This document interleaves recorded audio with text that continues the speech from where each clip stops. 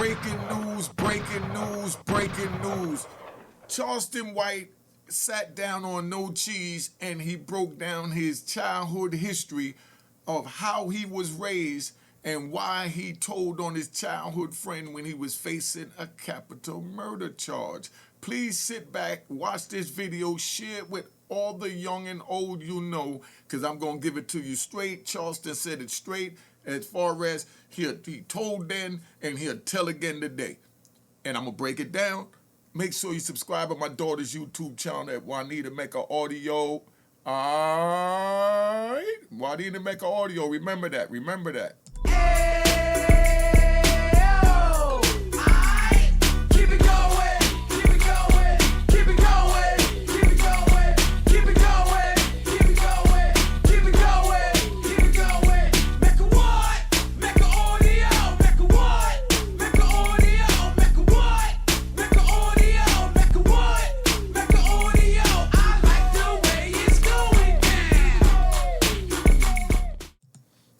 You know what it is. Unique Mecca Audio, man. I'm here. This one is Charleston White, right?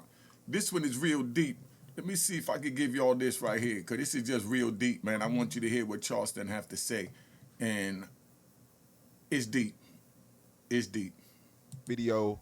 I think you were 16 in this footage. It looked like somebody did their homework, but this was never seen before in the public manner. I don't think nobody did their homework. Somebody within the government system released that. Because you know I nanny boo-booed the city after I beat them charges.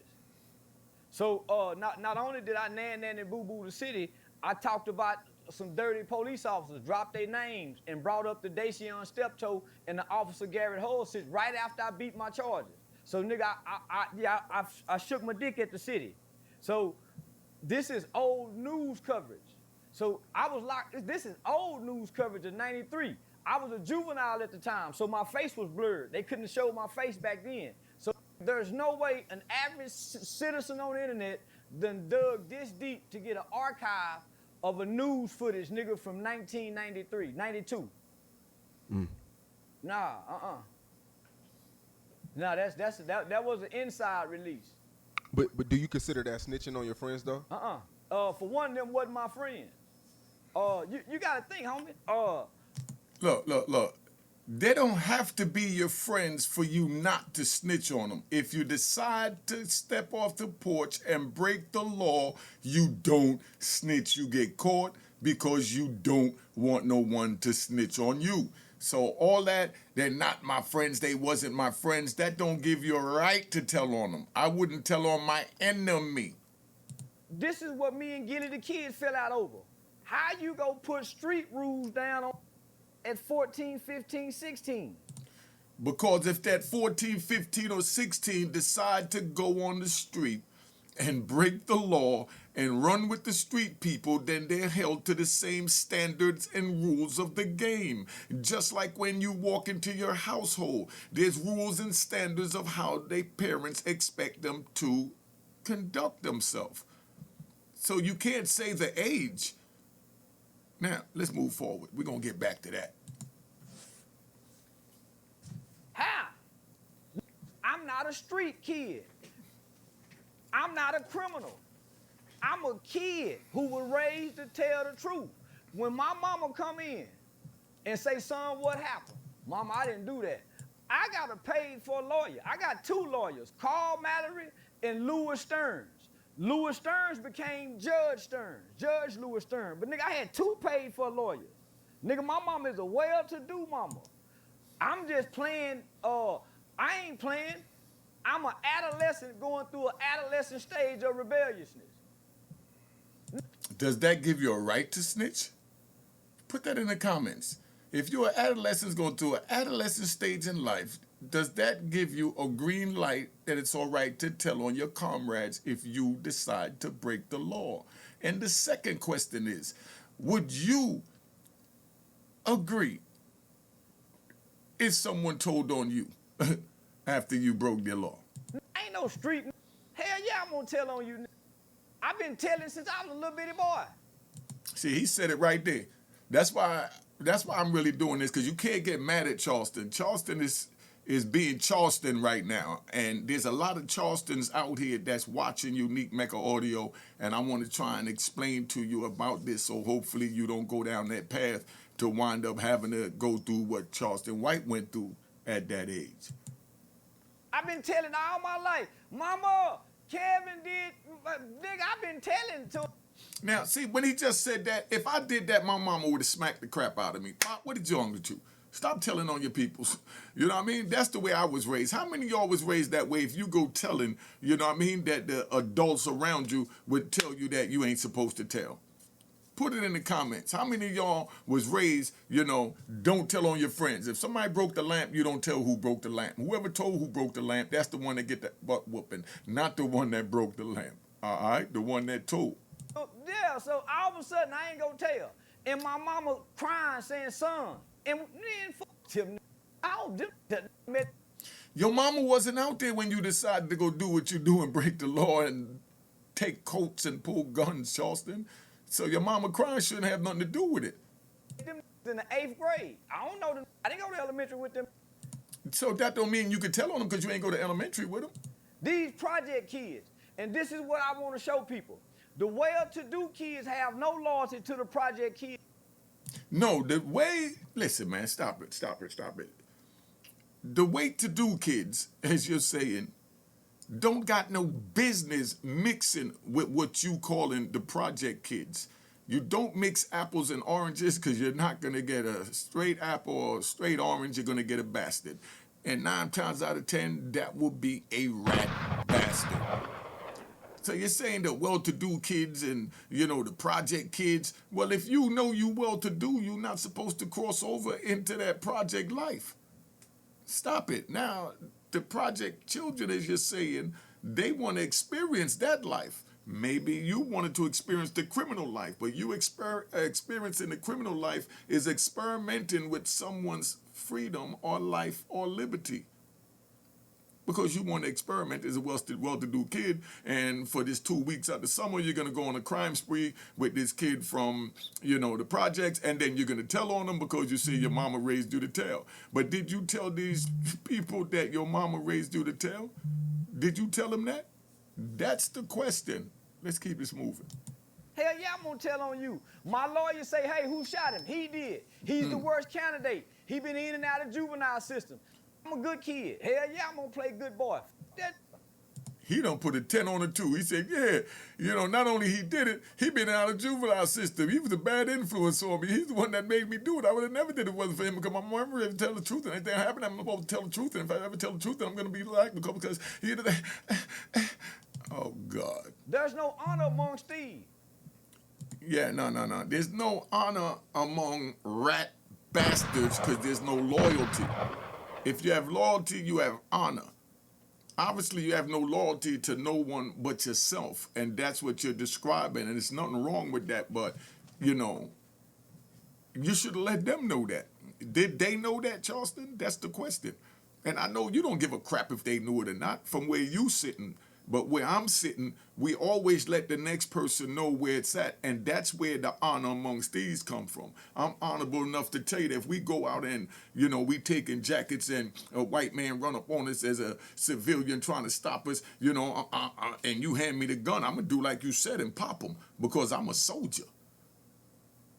That's what that young man was thinking. He was looking up to you because you always been, as I could tell, very intelligent, articulate, and know how to comprehend things and articulate things, that you articulated things in a way that we're going to go to the mall, we're going to do this. Was this your idea, Charles? I think this may have been your idea, man, because you seem to be the brains.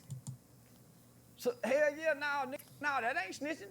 In from the jump, I say, hell yeah, I told nigga, my mama came in to who, he did it, mama.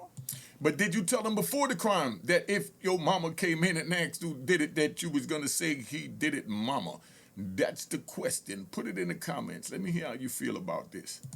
And my lawyer and them say, this is what we going with. That's how I became famous on the internet. Remember the Pop Hunter situation, me and your first interview?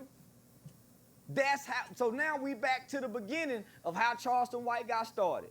Gilly the kid and his son with that Pop Hunter kid because same situation.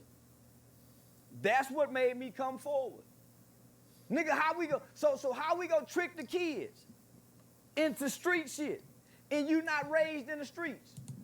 But by letting the kids that's not raised in the street stay away from the street, it's not tricking them.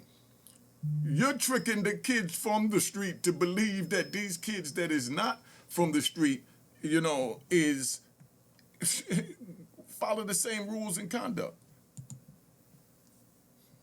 Let's go. When my mama come to the police station, I remember one time me and my cousin snuck out the house, and we went to mess with some girls stealing cars. The police get on us. Them get arrested and go to juvenile. I get away. Do you know what my mama said the first thing she did when she went down to pick my cousin up from juvenile? I know Charleston was with y'all. Where he at? My brother committed a murder. My mama made him go turn himself in. Homie. Now, that's a long generation of snitching then. That's what you call, and I'm not saying that in a bad way, because that's the families that I know growing up. I know families and people and kids that would do everything that Charleston is saying, and being that I'm on the street, I know that. So I'm not gonna cross paths with them other than cordial, you know, what's up with neighbors, and we keep talking. You know what I'm doing. You stay out of my business, you know, and I know what you're doing, which is working towards going to school and having a better life in the long run. And I'm gonna stay out your way. Because right now, I want to have it the fast way. I want a fast run. So I'm out here dibbing and dabbing what I'm doing. So, and if these kids committed a crime, I've seen them, you know, steal something with me, go home, tell their parents that they stole it from the corner candy store, and the parent took them back to the store to give it back. Let me ride and tell you one. This is how I knew when I grew up, right? This is how I knew when I grew up. I was talking to my son's mother, and she told me, oh yeah, he went and cleaned out somebody's house. They hired him and his friend to clean out somebody's house, and they left the checkbook behind. And he took the checkbook, wrote a check, and went to the Chuck E. Cheese, you know, let's say to, you know, and bought a video game that cost $50 and brought it home. And when I found it, you know, the video game, I beat him and I made him take it back to the store. And I'm in prison when she's telling me this, and I still got criminal mentality, but I'm crossing over now into civilian mentality. So the first thing I say to it is, what the hell you beat him for? He got over on $50. This first thing came out my mouth. She's like, no, you're not listening. I said, no, you're not listening. The kid figured out a way to get a game on his own. She said, yeah, but it was a stolen check. Yeah, but he got away with it. You know, she's like, no, he didn't get away with it. I said, how he didn't get away with it? She said, because in his heart, he know that he didn't pay for it. I said, good, gonna go. You know? So then now I had to go into, you know, my transferring over. So then I said, you know what, babe, you're right. You know, that's the right thing to do. I wouldn't have did it, but you're right for doing it. But I'm not gonna lie, because at that time when I'm talking to her, I wouldn't have did it. You know, but I understood why she did it. And I knew that that was the right thing to do. So that's where I knew she was raising my son to be what Charleston called one of the good boys. You know, because I would told nigga, you don't got over with him. Check that. Let me go get you a flat screen with the other check. You know what I mean? That was the mentality when you're on the street, and that's the mentality Charleston talking about, even though we could laugh about it. But that's how it goes. You know what I mean? What? You got that from the check? Where the check at? The older person around, where the check at? Let me see that. All right. And they're going to take that, make moves, you know, instead of saying, no, let's take it back. But that's what happened with that. Let's keep it moving. I come from an honorable, upstanding family. I don't have no crooked mama. Son, you tell these people the truth. So, nigga, nah, I wasn't raised with street shit. I was raised to tell. Then you shouldn't have went around the street shit. That's the whole point. And that's what I'm telling you, youngins. Don't go around the street shit so that you ain't got to worry about telling. And you ain't got to worry. But see, Charleston White just had a good run. Let's ride. Charleston White just had a good run, right? There's no disrespect, no none of that towards Charleston. But back in our days, he would have been gone. Somebody would have been took him out. You know what I mean? But see, it's a new day and time. And that's why I like this video, because I could use this video as a good tutorial, because back in the 80s and 90s. I don't know what's happening now. There's no way he would have did that and been able to still stay in the neighborhood to grow up. It ain't gonna happen. You know? Not then. Is that what made you so passionate about the Pop Hunter situation? Yeah, because how you gonna tell a kid to go against his mama? Because the kid decided to go against his mama when he went on the street. So if a kid go against his mama and go on the street and go make a, go do a robbery or whatever, and then he gets caught, and then he tells on his friend, and he's saying that my mama told me not to go out there, so I gotta tell on you. How would he feel if the next kid told him that? How would you feel if they told you that? Put it in the comment. So all that he went against his mama, yeah. How you expecting to go against his mama? Because he just did just that when he went on the street. So now he got to deal with the consequences of the rules of this game that he played and lost. But if he was never out there and was just with somebody, that did that, that's one thing. But Charleston's saying that I was a part of it, you know what I mean? I gave him the... Watch this joint here, man. This is crazy. Because of some street codes who everybody break. Everybody break these codes. And there's consequences to breaking the code, Charleston. It's just nowadays in 2025, there is no consequences. But there's going to be that one person that feel that strongly about it that's going to want to, you see what's happening with these young kids, what they're accused of. I'm going to do a video later about, Mo 3. Look what they're accusing him of. Look at Young Dirk, what they're accusing him of. These don't do that, man. I mean, right now, it is what it is. Everybody break these codes. When we got arrested, all these niggas older than me. There was a news article in 2004, 2005 by Bob Ray Sanders in the Fort Worth Star-Telegram. I never got to read none of the articles back in the 90s. But we was on the front page paper of every news station. The news media described me as being the youngest, the smallest, but the brains out of the bunch. All these niggas was older than me. I'm just bullshitting and ran away from home because my mama had just had my little sister.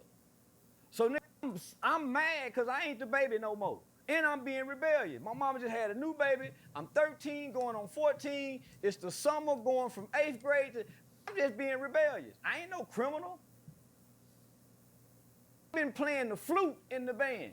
I go on family vacations. Nigga, we eat dinner at the table. We don't eat dinner in our room. I got my own bedroom with my own bunk beds. I got a desk right there, a real set-up desk. I got my own phone. I'm a spoiled kid. I ain't no street nigga.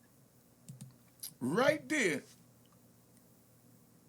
Back in my day, they would have just crushed them. If you doing all that, you done came over mixed in with them. But they dead wrong, too, for even taking him, because I'm sure that he had the signs of being just what he's saying he is. And if, he showed these signs, these red flags, and they don't take heed to these signs and red flags, and then they turn around, and then now it come back to bite them, can't be mad at nobody but yourself there. Because he basically told you who he was without verbally saying it, just by his actions. Y'all throw a rock, at a car, and then y'all running, and then he stopped and start walking. You understand what I'm saying? And then when you catch up with him, why are you walking? He said, nah, because they caught up with me, I didn't do it. I wasn't running, you know what I mean? I said, oh, okay. Just think of that. I don't know the street rules. But you was playing street though, right? I wasn't playing street. See, you was in the street. I'm playing rebellious. I'm rebelling against... No, but you was in the street rebelling, man. Get it right. You was in the street rebelling. Mama being delinquent. I'm not being criminal. I'm being delinquent.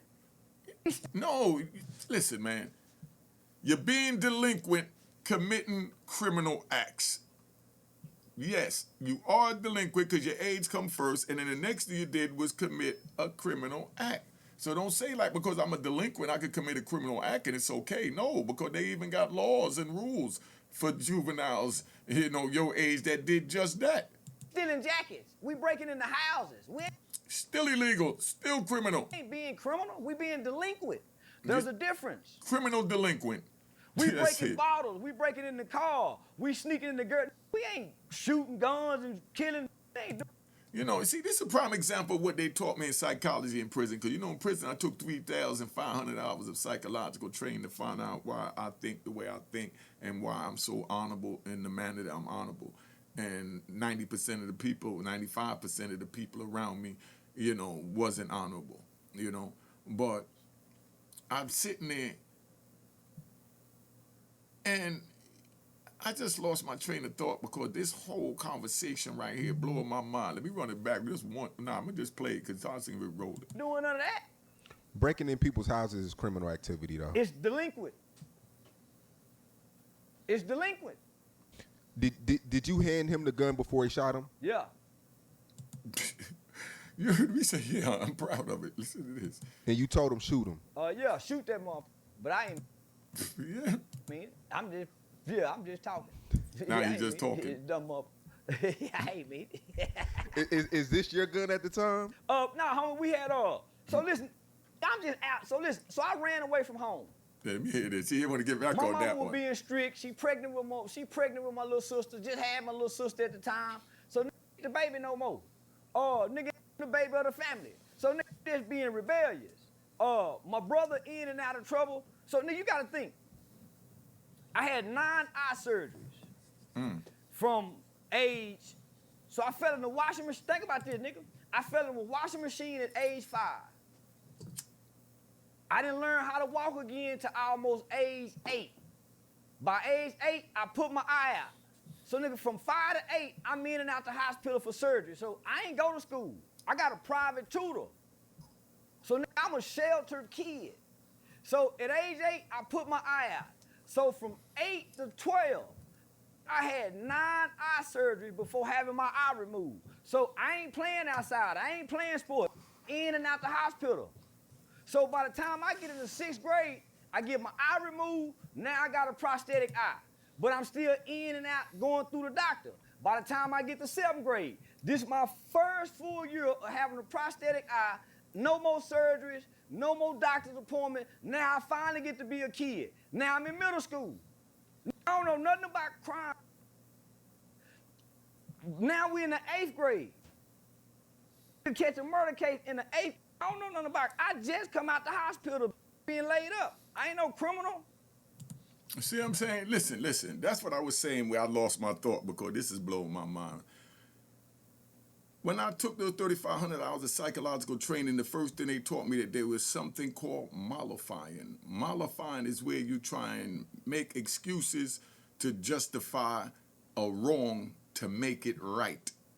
Mollifying. That's what he just did. He just mollified his whole childhood that led up to this crime to try and make it right all the violations that he committed when he chose to go on the street for that one incident. One incident, just like you drive down the street and you hit somebody with a car.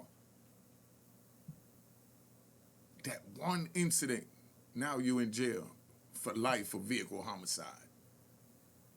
One incident. So that one incident that Charleston White chose to take when he got out the hospital, got out of middle school after being laying up in the hospital, it cost him. And that's why they took him to trial. And you better believe whatever happened inside that car before he handed him the gun, after he handed the gun and he allegedly shot the dude or whatever, before all of that, if Charleston wouldn't have said nothing, if nobody wouldn't have said nothing, they would have had to break that joint down.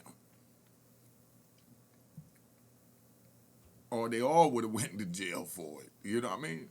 But when you're a criminal, there's just certain things you stand on, and that's you don't tell on your comrade, even if that mean that all 3 of us go to jail. But that's where one is supposed to step up and say, nah, I ain't gonna let y'all go. I'm gonna go ahead and take this, Charleston. You ain't really from this side of town, man. You know what I mean? You just out here committing this. Yo, go ahead. And I'm talking about, I've made decisions like that when I was that age. So that's not that's not far-fetched for a 14-year-old to make a decision like that. You know, but, you know, everything he just said, he was mollifying his wrong actions to get sympathy. Let's go. No motherfucking criminal. I don't know no street codes. I know what I know to do right, and I know what's wrong. I know you tell the truth, nigga. You be honest. I'm an honest kid. Yeah, no, hell yeah. So anybody tell you, yeah, that nigga brutally honest. Ever since he was a kid, that nigga brutally honest. Yeah, we did this. Because this is how I was raised. So the core foundation of who you are. And right there, that's where they should have, no disrespect, bodied you. You know what I mean? You wasn't supposed to, be alive coming around these men and you telling me that you know you was raised in this core that if that's what it is, stay in that core, man. Stay in that core. When you enter outside that core, you make yourself susceptible to anything outside that. That includes standing on the code that you know that you don't want your comrade to tell on you. All right, let's go.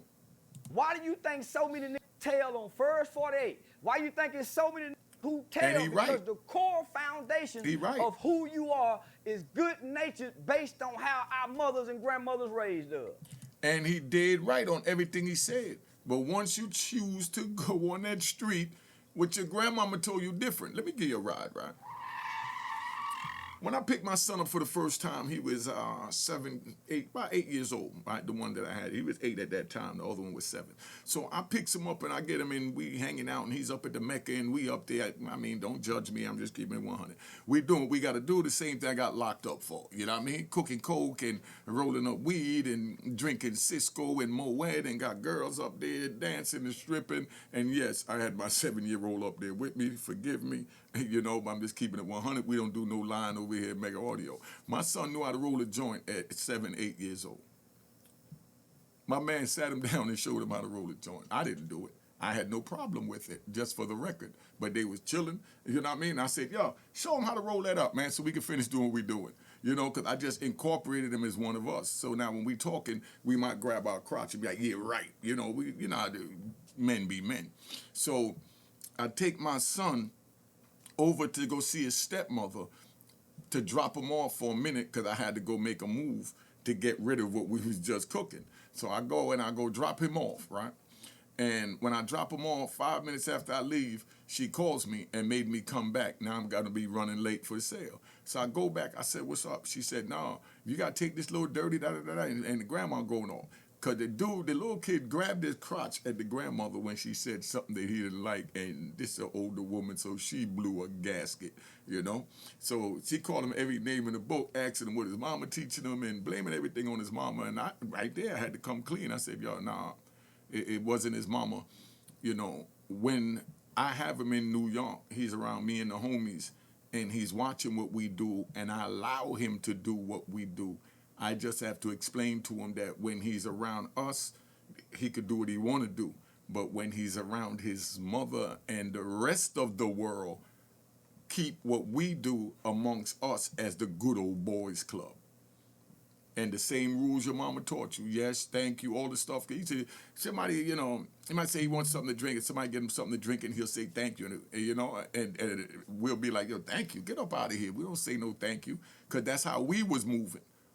And this is what I was instilling in this kid. So maybe that's why I deserve to get locked up and spend 26 years in federal prison. Right? Go ahead, you rat bastards, put it in the comments. Because, you want to do something to troll, but I'm just keeping it real, letting you know my trauma and how I made my mistakes so that if anyone out there that's making these same mistakes now, they'll know how to, handle it differently.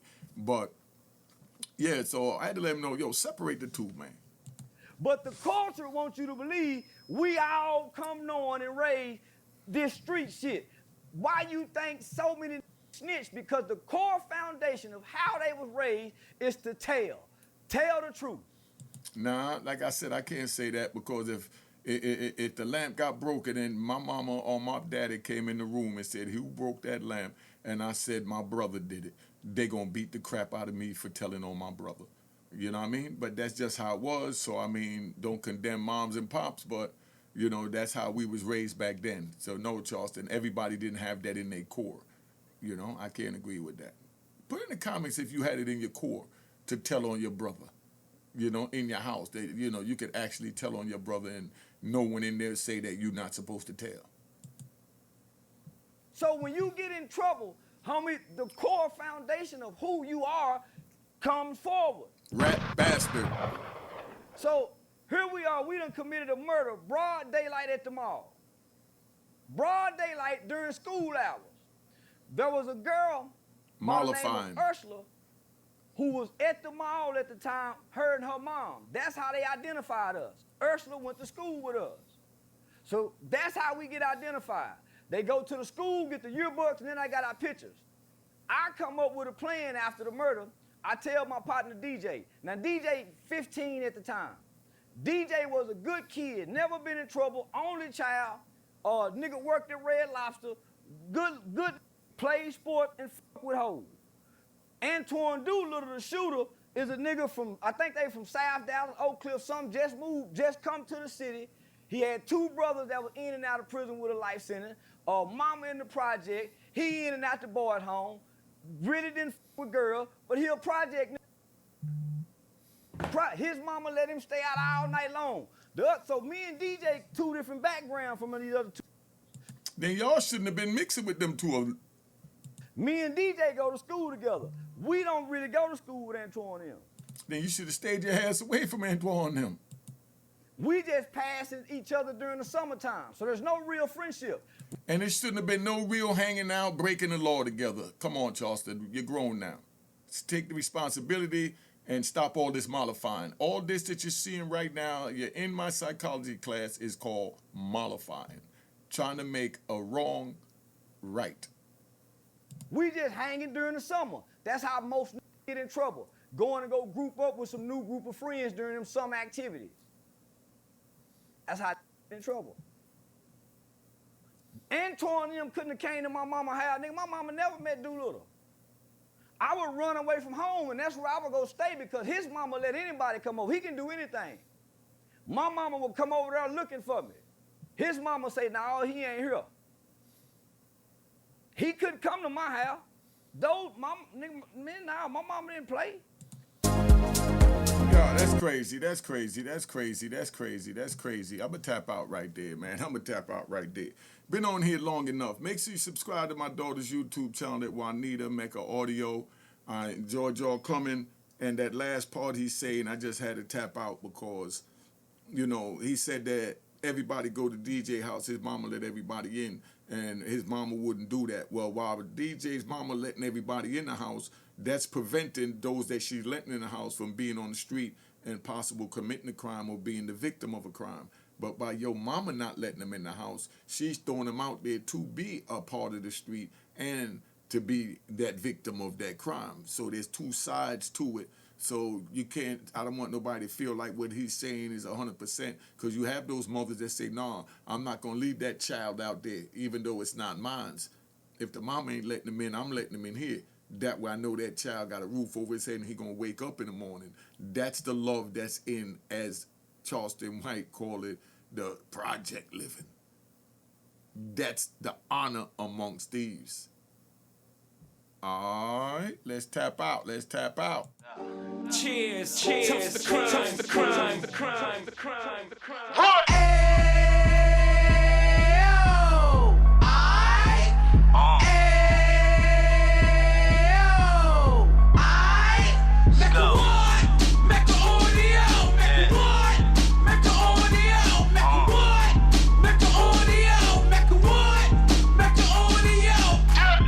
Fresh out the can of 26, he back on the strip, getting back in the mix. What he mentions a gift. You stand up 10 toes down, and I suggest you pay attention to this. Take a little gully posse and put it in Harlem. He cut from the bottom, came up from the bottom. Drop the book, you should go and get it. The Instagram page and the YouTube, you could go and visit. Then you could consider yourself LinkedIn. Sit front row and get Jews from a kingpin. How he went through it, so you ain't gotta go do it. To not pay attention would be stupid. Talking about a man that probably put your grandfather on. Probably the reason that him and your grams got along. A man that generated millions on the block, did his time, never squilling to the cops, Mecca Audio.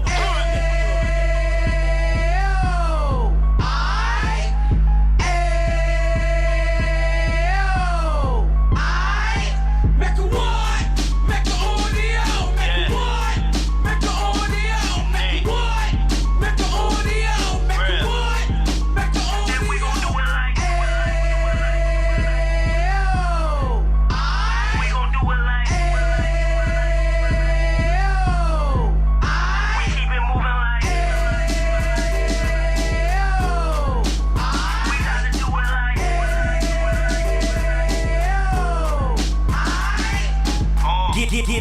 2 G's in the 90s. Drop top beamer so shiny. I let shorty go, she was whining. Treat her like my past, she behind me. Spend a couple bands on the Dapper Dan. You be back again, getting green like a Packers fan. No cap, it's a roaring uptown. Baby horn uptown, Dominican bust downs. Now we on the positive, we got a lot to give. Now he trying to stop the kids from being inoperative. So take heed, homie, lend an ear. He started in uptown, he gon' finish dead. But now it ain't about selling drugs, buying cars. It's about buying property to make the community yours, so we can get back to the cheers, toast the crime, the crime, the crime, the crime, the crime.